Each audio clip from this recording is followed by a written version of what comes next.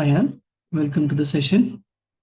In this session, I'm going to show you how to create a new PDB from PDB SEED that we can show and practically in lab session. I'll show you how we are going to perform that, how to create a PDB from PDB CDB. But before that, I want to show you how to create a PDB. Like PDB, we can create in multiple ways. One is from existing seed PDB. Another one method is we can do it from cloning.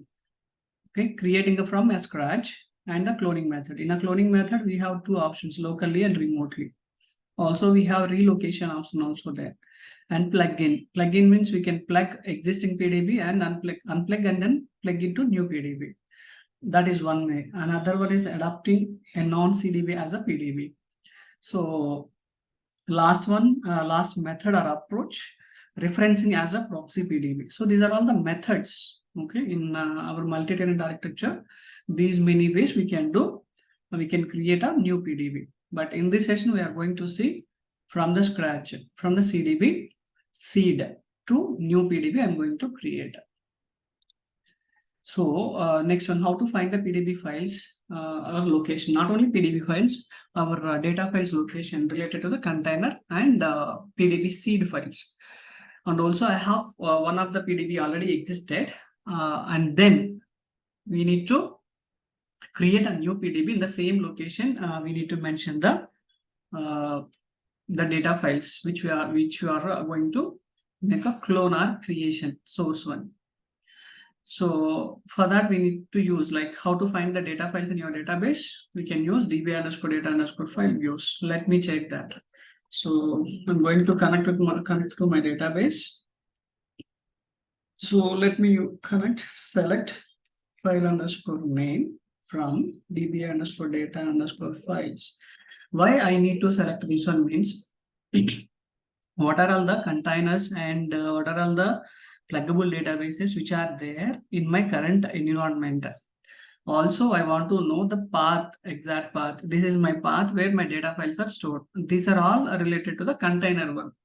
How should I know these are all related to the container? See here, container_name. If it shows CDB root means these data files are related to our CDB root one. Okay, I'm going to physical location of that and then let me fetch the list of the files under this path.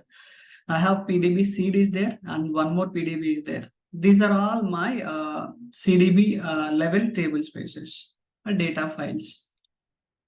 So now I'm going to create a new PDB name PDB2. PDB1 or PDBs existed. Now I want to create a new PDB. For that, we need to create a directory.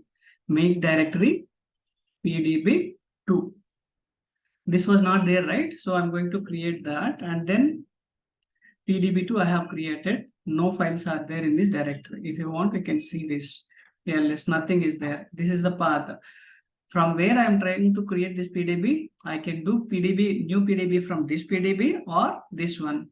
In this session, I'm going to show you this one. From the PDB seed, I'm going to create a new PDB2. This is one of the prerequisites. Okay. Then we have another way also. We can find out where our data files are stored by using. We have at the time of installation, we have a db install a response file. Through this also we can get the data location, like where our data files are stored. This is one way we can find out. And also whether our database is enabled OMF, Oracle managed file system, or it's locally managed. For that, if you want to see, we can see with this SQL show parameter db create file destination. If any path is defined, okay, show parameter. So it is not managed by the OMF. It is locally managed. We have to give the path for why? Because I mentioned, right? If you want to create a new PDB, we no need to mention complete path of your data files. If OMF is managed, we just giving the path, this path only, till this path. No need to mention PDB2, PDB1. The name we no need to mention. That's where I checked it. It is not managed at the this one. OMFT is not managed. Oracle managed file. This is not Oracle managed file system. It is locally managed. We need to give the manually. Okay. Then how we are going to perform? Then I'll show you in the next few slides. Create a PDB from PDB seed. Okay, we have to create the new PDB, PDB1 or PDB2. We can do it from this PDB seed in this session. So PDB seed is having system, undo, sysax, and temp table spaces. These 4 table spaces, as it is copied from this location to this path. For that only, I have created the directory name of PDB2 here. Okay, I have created the directory PDB2 here. For that purpose only. Okay. And then I'll initiate the create PDB from the root container. This is the root container. We have to create PDBs from the root container. Okay, this activity need to perform from the CDB $root location. And this PDB seed, it's always read only mode only. Why? Because it is a template. Okay, our PDB is a template to create a new PDBs that this PDB seed will help us. This is not for the operational purpose. Okay, this is just to create a new PDBs. We can use PDB seed only. Then, so PDB seed is a template to create a new PDBs. It's make sure it's always read only mode. We should not allow to keep other modes, read, write, or any other modes. We should not keep. If it is corrupted, means in future, if you want to create from the scratch the new PDB, we cannot do that, because the PDB seed has been corrupted. So we make sure this should be read-only mode. And what are all the number of PDBs and CDBs are there in our instance? We can use this query and we can find out.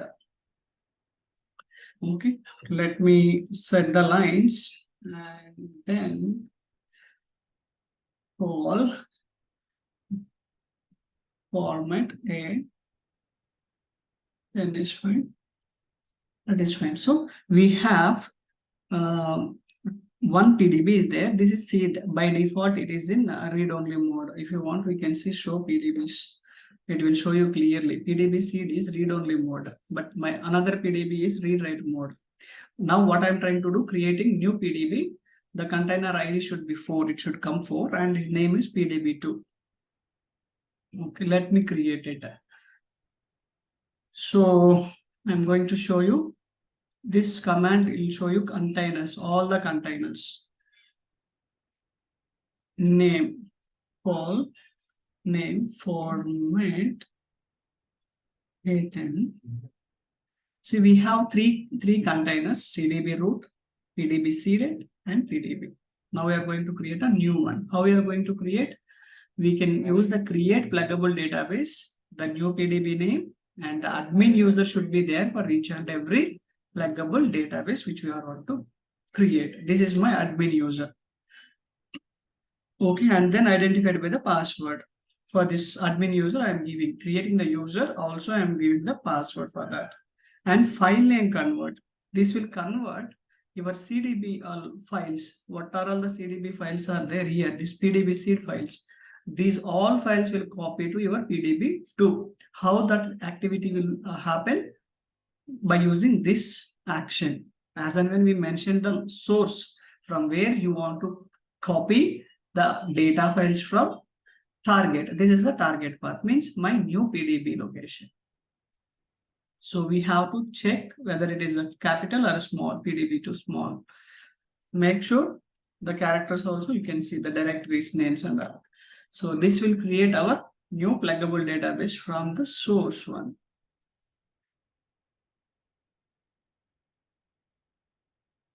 Okay, let me initiate this. Create pluggable database identified by the password. File name convert. This will give you in the next slide. We can use different options. Also, we have table spaces and all other things. Also, we can give it to that. File name convert of the source, comma, and the target where we want to copy our these things. That's concluded, and close the bracket and with a semicolon. we have to make sure the command which we are going to using, that should be correct. Okay. Okay, let me check how many containers in my database. Now, before this creation script, we have 3 container IDs: CDB root, PDB seed, and PDB. Now, PDB2 has been created successfully. So we can check our PDB status. It is mounted. It is not read write. If it is mount, means it is shut down only. This will not usable. Like, we cannot, any application users or anything, we cannot perform any operations on this. If you want to connect this PDB, we make sure this open mode should be read write. How we are going to perform? See how we are going to connect our PDB, how to start and stop our PDB. This session we will see here. See, for that, alter pluggable database name. Pluggable database name is PDB2. It is mounted, right? We can open. Open means read write mode. Okay, once that is done, we will check the status. See, read write mode. If any restricted mode is no, means there is no conflict in between your container database and all PDBs. If anything restricted is yes, means there is a conflict in between your CDB root and the PDB containers. So we have to check what was that. Like, mostly after CPU patch, we may get some issues and all. Okay, that is different scenario. Restricted yes means there could be some conflicts. Users will complain to you, even though it is read write mode. If restricted mode is yes, means users also, they will face an issue. They cannot able to connect to this PDB. So how to start, we saw, right? How to stop, we can see now. Alter pluggable database name PDB2 close. Close means it will go to mount status. Okay, let me check. See, PDB2 is mounted. Mounted means it is stopped. Then if you used open, means it will read write. If you want to stop all, start all also, we can do it. Close all, open all, that we can make it. Okay. Now I'll show you how to connect to this PDB. As of now, which container I have connected? Con_name. Container_name means under which container you are connected at present. I mean CDB root.